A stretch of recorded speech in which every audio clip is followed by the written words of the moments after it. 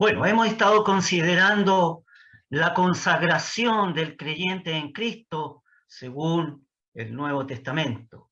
Pero para poder entender profundamente cuál es nuestra participación como sacerdotes que somos en Cristo, hemos considerado un estudio profundo acerca de este tabernáculo. Tenemos tres enfoques en el cual estamos analizando. El primer enfoque, hemos analizado la consagración de los sacerdotes allí en la puerta del tabernáculo, cuando fueron consagrados, y nuestra lectura fue completa en el libro de Levítico, el capítulo 8. No olvidemos que los sacerdotes fueron bañados, símbolo de la regeneración en Cristo, luego fueron vestidos con vestiduras de hermosuras, para honra y hermosura, símbolo de la justificación que tiene el creyente en Cristo, y luego fueron ungidos con aceite, el aceite el cual representa el espíritu de divinidad, el Espíritu Santo con el cual el creyente es sellado, las arras de nuestra herencia, dice la Escritura. Para luego hemos ahora introducido un segundo enfoque donde nos hemos introducido dentro del tabernáculo para poder estudiar las lecciones que podemos tener de este templo portátiles que construyeron los hebreos allí en el desierto.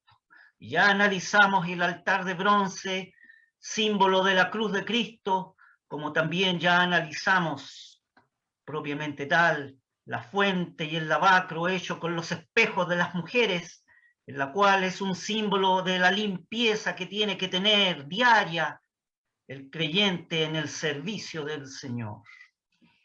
Bien, hemos entrado al primer velo, al primer, digamos, habitáculo dentro de este tabernáculo, el lugar santo, y nos hemos encontrado allí con el primer objeto que hemos estado considerando en estos estudios. Habíamos estado hablando acerca del candelero de oro. En primer lugar, este candelero de oro es figura de Cristo, la luz del mundo, y es la lección más importante que nosotros tenemos que tener de este candelero. Pero también habíamos destacado, como segundo punto, de que este candelero de oro era figura del origen de la iglesia, la cual simboliza la vitalidad que tiene que tener la iglesia y la tarea que debe realizar la iglesia en el día de hoy. Analizábamos que este candelero tenía un brazo central que representaba a Cristo y tres brazos a la izquierda y derecha que representan precisamente a los creyentes en Cristo en su identificación con el Señor. Estos son los primeros puntos que nosotros hemos estado considerando de esta preciosa figura. Habíamos hablado también de que este era una sola pieza hecha de oro y había sido labrada a martillo. Y eso nos habla de que cada uno de los hijos del Señor son el fruto de la aflicción del alma de nuestro Señor allí en la cruz del Calvario. Bien, tenemos un estudio más acerca de este candelero que espero en esta noche podamos realizar. Aún existe una figura más de este candelero, y es la función del Espíritu Santo, y esta es una función muy específica. El candelero tenía un combustible, que era un aceite, y el aceite, en las Escrituras, es figura del Espíritu Santo. Hemos leído en Apocalipsis, y delante del trono ardían 7 lámparas de fuego, los cuales son los 7 espíritus de Dios. Este texto de Apocalipsis nos ayuda a explicar el símbolo. El Espíritu de Dios obra en medio de los santos. La luz del candelero es una figura de la luz del Espíritu Santo. Lo que se quiere decir es que se presenta entre muchas una de las funciones del Espíritu Santo. Porque aquí se subraya que la tarea es de la iluminación de nuestras almas. Es el Espíritu Santo el que da al creyente la iluminación, en el sentido de el entendimiento. El Espíritu Divino es el que da la inteligencia espiritual, el discernimiento de las cosas de Dios. El Espíritu Divino es el que da luz al creyente y le refleja la mente de Cristo. Este es el punto que nos interesa en esta noche subrayar. Que la tarea del Espíritu Santo es arrojar luz. El Espíritu Santo realiza una función de iluminación. Esto no quiere decir, como algunos pretenden, que exista tal cosa como que es un don exclusivo de algunos pocos nada más. Para que estos que son iluminados, sin estudio y sin disciplina, algunos capten el sentido que tiene el texto original. Esta noción carece de fundamento bíblico. Y además se ignora que sin disciplina no se aprende nada serio. Sí, querido hermana, querido hermano, sin una disciplina no se aprende nada serio. Usted que estudia la palabra de Dios, aprenda de una vez por todas que sin disciplina no se aprende nada serio. La función que sí cumple el Espíritu de Dios es el de iluminar el entendimiento del creyente para que capte la revelación del texto que es revelado. Y el creyente perciba el significado espiritual del texto original, porque toda la Escritura tiene el soplo de Dios. La tarea del Espíritu Santo, soplo de Dios, perdón. Así pues, nos interesa ver al Espíritu de Dios en esta función importantísima de arrojar luz. Esta quizás es la función más importante de todas, porque aún la función vitalizadora, la función de dar vida, el Espíritu Santo la realiza por medio de la verdad y nunca aparte de la verdad. El Espíritu de Dios ha venido al mundo para arrojar luz. Y esto abre tres esferas de su actividad. Primero, con relación al mundo. Segundo, con relación al creyente en Cristo. Tercero, con relación al mismo Señor. Si consideramos la iluminación del Espíritu Divino con respecto a la relación con el mundo, la obra del Espíritu Santo consiste en que para que cada persona sea salva, el Espíritu Divino tiene que dar la convicción de pecado. Y con relación al creyente, el testimonio del Espíritu del mundo es el testimonio de Cristo. Para los creyentes es el mismo testimonio porque la tarea del Espíritu no termina en la conversión, sino que en la conversión la tarea del Espíritu Santo recién comienza.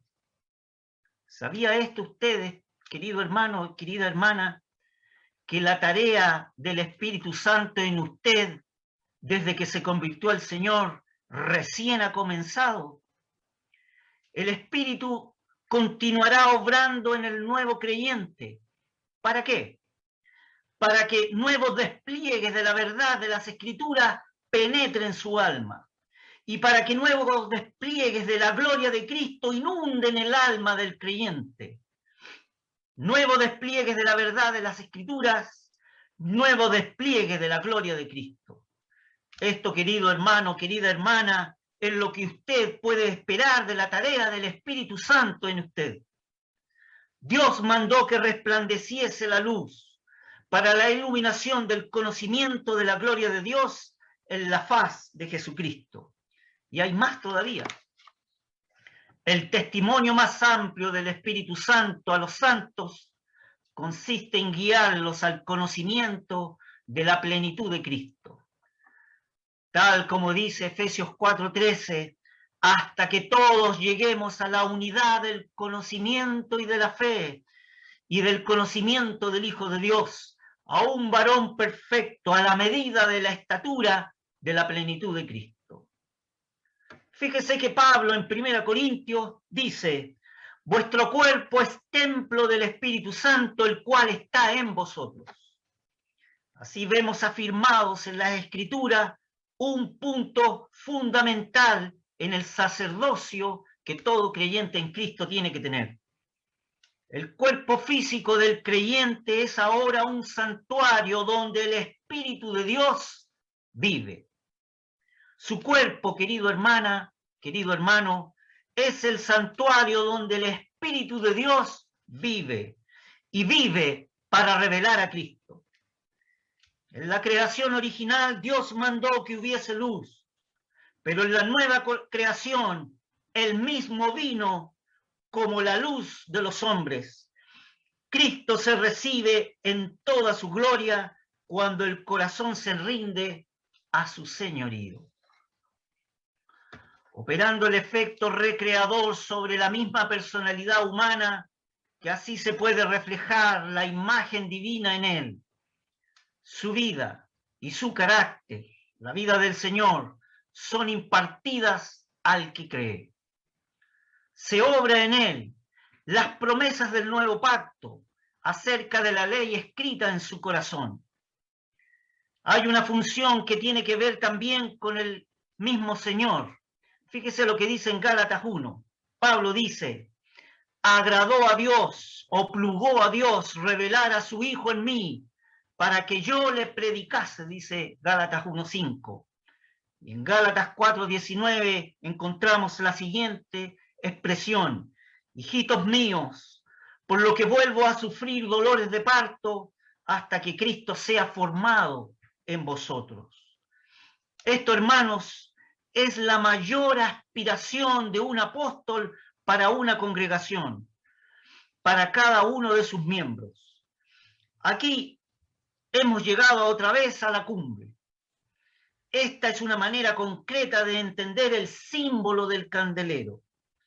Que usted como creyente, que los creyentes todos, así, cada uno al Señor, mediante la obra interior del Espíritu Divino, en sus almas, sea formado Cristo en nosotros. Y esto es otro punto fundamental en el sacerdocio universal del creyente en Cristo. El Espíritu vive en cada cristiano no solamente para revelar a Cristo, lo cual en sí es una tarea gloriosa, sino para formar a Cristo dentro de usted. Sí, querido hermano, querida hermana, este candelero es una figura de la gloria de Cristo, y por esto que cuando llegamos a este objeto, cuando nos introducimos al lugar santo, dejamos el bronce atrás, dejamos el bronce del altar, el altar de bronce atrás, y dejamos atrás el lavacro para encontrarnos ahora con el oro. Recordará que hemos visto el altar de bronce y el lavacro que era de bronce, pero ahora, al introducirnos al lugar santo, todo es de oro.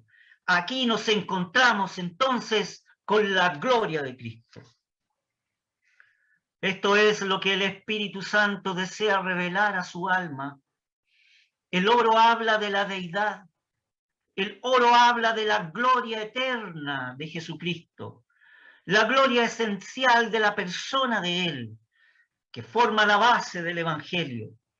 Cristo comunica esta dignidad y esta gloria a todo lo que hace y a cada una de sus funciones que Él desempeña. Usted, querido hermana, querido hermano, como hijo de Dios, tiene el Espíritu Santo morando en usted, porque usted ha sido bautizado en el Espíritu en el momento que ha creído. Sin embargo, es una cosa muy distinta ahora el ser llenado por el Espíritu Santo. Esta diferencia entre el bautismo del Espíritu y la plenitud del Espíritu Santo es la que explica el crecimiento y la fortaleza que tenía la iglesia primitiva. Aquella iglesia de los apóstoles fue la iglesia que más sufrió, fue la iglesia que más influencia ha dejado en el mundo. La iglesia más gloriosa que ha existido en la tierra es ciertamente esa iglesia primitiva. El Espíritu es la promesa del Padre y es el maravilloso don del amor de Dios. Esta es la razón, querido hermano, querida hermana, por la cual Dios llama a todos sus hijos para que sean llenos del Espíritu Santo. Esta es su voluntad indudable para cada uno de nosotros. Para un sacrificio, para un servicio fructífero, para un discernimiento espiritual creciente. ¿Lo tiene claro, querido hermana, querido hermano? Yo necesito ser lleno del Espíritu Santo para que mi servicio sea fructífero, pero principalmente necesito ser llenado del Espíritu Santo para poder adquirir un discernimiento espiritual creciente. Así ocurrió con el apóstol Pablo. Él al principio vio la luz más brillante que el sol en aquel camino a Damasco, y este vaso escogido por el Señor recibió aquella luz que le permitió verse como un pecador perdido. Y aún se vio como el primero de los pecadores. Esto es definitivo. Un hombre y una mujer que se convierte a Cristo tiene que verse así. Y solo así se pueden ver para avanzar más adelante. El apóstol vio también que todas sus obras, todos sus méritos vividos bajo la ley eran basura. Y el alma entera fue absorbida por Cristo. Y a partir de allí sus ojos quedaron cerrados para todo lo demás. Sí, queridos hermanos, queridas hermanas, esto es un punto definitivo y fundamental. Hay un rasgo que es definitivo y ese rasgo puede o no aparecer en nuestras vidas. ¿Cuál es? Los santos llenos del Espíritu Santo no se exhiben a sí mismos. Los santos llenos del Espíritu Santo no hablan de sus méritos ni de sus éxitos. Los santos llenos del Espíritu Santo solo exaltan la dignidad gloriosa de Cristo. El candelero además es una figura del creyente. Fíjese en dos aspectos fundamentales. Analicemos el primer aspecto.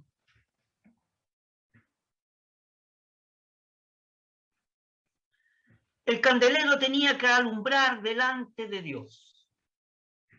Hemos leído en Éxodo 40, 25, que dice, y encendió las lámparas delante de Yahvé, como a Yahvé había mandado a Moisés.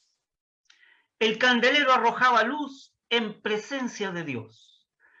Y este objeto estaba en el lugar santo y arrojaba luz delante de los sacerdotes. Pero la Escritura dice que arrojaba luz en la presencia de Dios. Así hay que tomarlo, porque así está revelado en la Escritura. Dado que iluminaba toda la escena del lugar santo, se puede decir que esto es un símbolo de que Dios podía mirar su perfección y su belleza. Dios, que es luz y no hay ninguna tinieblas en él, podía encontrar agrado en la luz que arrojaban las 7 lámparas. La aplicación de este símbolo es doble. Primero, por un lado vemos en la aplicación a la iglesia. Y segundo, por otro lado, hay que recordar que también el creyente está llamado a vivir en la presencia de Dios. Y aquí, querido hermano, hay una gran reflexión para usted y para mí. Nuestro único y gran propósito debe ser vivir con un sentimiento profundo de la compañía del Señor en nuestras vidas, guiados por su mano poderosa, conducidos por su corazón misericordioso. Sin embargo, es posible que estemos buscando la aprobación de los hombres, en nuestro servicio. Y aún más, es posible que aún en nuestro servicio diario estemos buscando el aplauso de los hombres. Pero la vida del creyente delante de Dios es lo que importa. Se trata de la vida devocional. Se trata del uso que hacemos de nuestro tiempo. ¿Para qué? Para buscar al Señor en su palabra y en la oración. El servicio y el trabajo en la obra vienen después. Tienen que venir después. Primero es la vida devocional, personal, secreta delante del Señor. Lo primero es buscar al Señor en la palabra y en la oración. Y después viene el trabajo. Nuestro servicio será inútil si andamos en la luz, si no andamos en la luz como Él está en luz. ¿Cuál es el camino para alcanzar esto? Consiste en seguir el derrotero que seguían los sacerdotes del tabernáculo. Primero la cruz, como está simbolizada en el altar de bronce o en el altar del holocausto. Segundo lugar, la enseñanza que surge del lavacro, el cual nos enseña a tener una comunión diaria con el Señor y una limpieza diaria delante del Señor. Y luego todo lo que hay en el lugar santo, el servicio y la contemplación de Cristo en gloria. ¿Cuál es la reflexión aquí, querido hermano, querida hermana? Es tarea del Espíritu Santo iluminar el corazón del cristiano para que se regocije con lo que Cristo es para Dios, para la iglesia y para el alma. Este es el camino para una verdadera santificación. Y este es el camino que tenemos que seguir si queremos iluminar a otros. Hay un segundo punto de enseñanza de este candelero en esta noche. Fíjese que el candelero debía iluminarse a sí mismo y debía iluminar a los demás objetos que estaban en el lugar santo. Las lámparas arrojaban su luz sobre el candelero, sobre la mesa de la proposición y sobre el altar del incienso. Es decir, primero, las lámparas arrojaban su luz sobre Cristo, que es la luz del mundo, simbolizado en este candelero. Segundo, sobre Cristo en la mesa de la proposición, que es el pan de vida. Tercero, sobre Cristo como sumo pontífice, que es intercesor, como aparece simbolizado en el altar del incienso en el lugar santo. Las lámparas iluminaban estos tres objetos. Primero arrojaban la luz sobre sí mismas, estas luces se arrojaban sobre el candelero, es decir, sobre Cristo, que es la luz del mundo. Luego estas lámparas iluminaban la mesa de la proposición, donde estaban los 12 panes, allí en el lugar santo, que es sobre Cristo el pan de vida. Tercero, las lámparas iluminaban el altar de incienso, que representan a Jesucristo como sumo pontífice, allí intercediendo por su pueblo. En el Señor encontramos toda luz, todo el alimento y todo el sustento que el alma necesita. En las lámparas aquí representadas, el creyente encuentra la luz que necesita su alma para caminar delante del Señor. En las mesas de la proposición, donde estaban los panes, encontramos el alimento espiritual que el creyente necesita para poder andar delante del Señor. Y el altar de incienso aromático, encontramos todo el sustento que nuestra alma necesita para seguir nuestra vida cristiana. Fíjese que otra luz, otro alimento, otro intercesor no aparece en la Escritura. Ninguno puede compartir la gloria de Cristo como el único Salvador, como el único mediador y como el único intercedor de su amado pueblo. El mismo Señor en Isaías 42:8 dice: A otro no daré mi gloria, dice el Señor. Cristo es presentado en cada uno de los objetos del lugar santo, en el candelero de oro, en la mesa de la proposición y en el altar de oro. Y es tarea del Espíritu Santo revelar esto al creyente, glorificando a Cristo. Pero hay otra enseñanza más. Cada creyente tiene que dirigir su testimonio hacia Cristo, como lo hizo Juan el Bautista. ¿Qué dijo Juan el Bautista? ¿Qué testimonio dio Juan el Bautista? Él dijo: he aquí el Cordero de Dios que quita el pecado del mundo. El mundo está en tinieblas. Solamente la iglesia a través de su palabra puede brillar y revelar a Cristo. No la iglesia por encima de la palabra.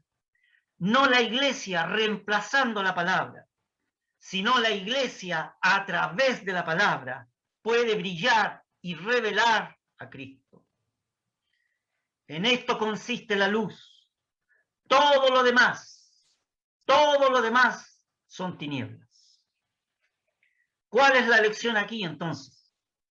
El candelero presenta una figura del creyente, pero al creyente unido a la iglesia y en unión con el Señor. Al creyente unido a la iglesia y en unión con su Señor, con Cristo. Solamente así usted, querido hermano, querida hermana, como sacerdote cristiano, puede dar a otros la luz del conocimiento de Dios. Fíjese que hay un detalle más que debe ser observado. Y este está en el siguiente texto. Búsquelo usted. Esto está en Éxodo 27:20. Lo voy a leer. Éxodo 27:20 dice así: y tú mandarás a los hijos de Israel que traigan aceite puro de olivas, molido para la luminaria, para hacer arder continuamente las lámparas. Voy a volver a repetir el texto. Éxodo 27:20. Y tú mandarás a los hijos de Israel que traigan aceite puro de olivas, molido para la luminaria, para hacer arder continuamente las lámparas. Aquí hay un detalle fundamental. Fíjese que en el texto hebraico original, en el texto masorético original, no se habla de las lámparas, sino se habla de la lámpara, en singular. No se habla de las lámparas en plural, sino se habla de la lámpara en singular. ¿Qué importancia tiene este detalle aquí? La luz que arrojaba este objeto, la lámpara de oro, que procedía de 7 lámparas, era una sola luz. Es una enseñanza que subraya que cada miembro de la iglesia, aunque es distinto en sí mismo, brillando con su propia luz, es uno con Cristo y arroja esta luz como parte del cuerpo de Cristo. El cristiano ilumina a otros en la medida que permanece unido al Señor, mediante una comunión viva con Él y a través de la dependencia del Espíritu Santo. Si queremos iluminar a otros, estas son 2 actitudes fundamentales. La preeminencia es siempre del Señor, pero la luz que se da es una sola. Sí, hermano, el candelero de oro es una figura de usted como creyente en 2 actitudes fundamentales. Primero, es la actitud de procurar una comunión viva con Cristo en todo momento. Esa es la primera actitud que usted tiene que tener como creyente.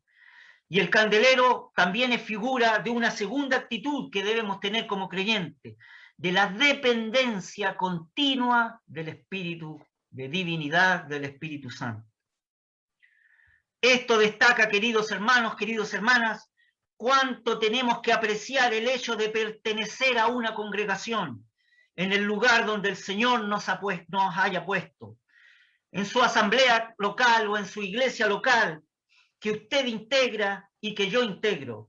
Es el ámbito natural de la acción para nuestro servicio, para el ejercicio de nuestros dones, de todos los dones que el Señor ha dado a su pueblo. Una de las glorias de la iglesia es que ella reconozca siempre que en su medio, presidiéndolo todo, a su única cabeza, al mismo Señor soberano de la iglesia, siempre presente en medio de los suyos. Usted y yo como sacerdotes tenemos que participar en eso, en este reconocimiento. Hay un tercer punto, y es el candelero con relación con el ministerio del sacerdote cristiano. La luz del candelero reflejaba los otros objetos del tabernáculo. Pero la luz no es suficiente, porque hace falta visión. Para que usted vea, hace falta la luz del sol o la luz artificial. Y además usted necesita sus ojos, necesita su visión. Esto lo hace la obra interior del Espíritu Santo. El testimonio del Espíritu Santo consiste en guiar mediante una comunión viva con Él y a través de la dependencia de Él. Si queremos iluminar a otros, estas dos actitudes son fundamentales.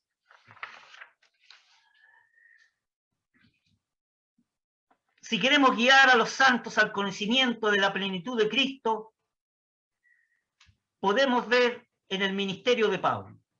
¿Qué vemos en el ministerio de Pablo?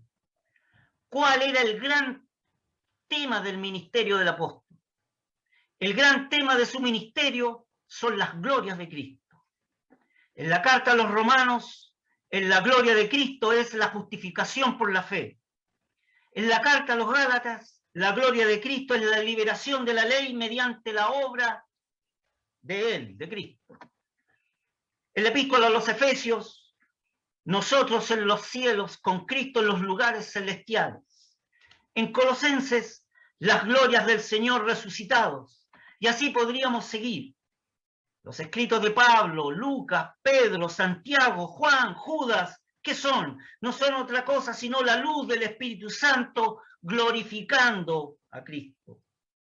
Aquí estamos, queridos hermanos, queridas hermanas, frente a otro punto fundamental.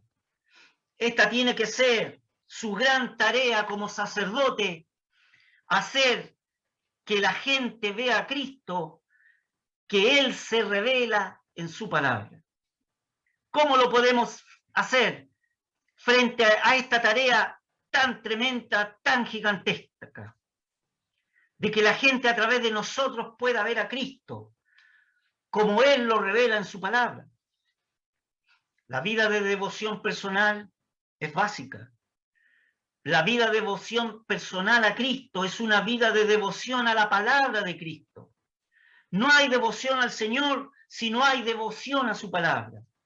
Notemos, hermanos, que la luz no se lleva sin esfuerzo. En 2 Timoteo, Pablo le dice a su discípulo que tiene que sufrir como fiel soldado, que tiene que trabajar como labrador, que tiene que actuar como atleta. 3 funciones le dice Pablo a Timoteo: la obediencia, el trabajo, la disciplina. Son palabras que muchos quisieran borrar de su vida, pero Dios no las ha borrado de su libro. El soldado necesita obediencia, el labrador necesita trabajo, el atleta necesita disciplina. Hoy como ayer, se requiere que nuestra alma reciba un mensaje vital. Algunos están preocupados para que la gente reciba un mensaje práctico, y a veces se dice que necesitamos hacer mensajes ágiles, dinámicos. Pero no debemos olvidar que solamente lo vital es práctico. Hoy como ayer se requiere que demos un mensaje vital. Mi alma necesita siempre un mensaje vital y la suya también. Pero si queremos que nuestro mensaje sea vital, nuestro mensaje tiene que ser doctrinal. Si queremos que sea vital, tiene que ser nuestro mensaje escritural. No nos dejemos engañar, queridos hermanos, queridas hermanas. Lo único que llena el alma y lo único que llega al alma es la plenitud de Cristo a través de la Biblia, a través de las Escrituras.